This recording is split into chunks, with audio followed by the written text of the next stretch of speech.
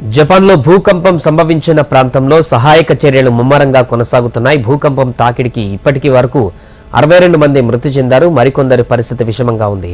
భూకంప మృతుల సంఖ్య అంతకంతకు పెరుగుతోంది. ఇప్పటి వరకు 62 మంది మృతదేహాలను గుర్తించారు.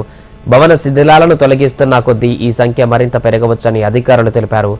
జపాన్లోని నోటో ద్వీపకల్పం తీవ్రంగా ప్రభావితమైంది. వేలాది భవనాలు కుప్పకూలాయి. మరికొన్ని ఇళ్లు మంటలలో దగ్ధమయ్యాయి. ఈ ఘటనలో 62 మంది మృతి చెందడంతో పాటు 300 మంది తీవ్రంగా గాయపడ్డారు. వీరిలో 20 మంది పరిస్థితి విషమంగా ఉంది. దాదాపు 32,000 మంది నిరాశ్రయులుగా మారారు. వారంతా పునరావాస కేంద్రాలలో ఆశ్రమం పొందుతున్నారు. ఈ తీర ప్రాంతంలోని సుజు పట్టణంలో దాదాపు 90% ఇళ్లు ధ్వంసమయ్యాయి.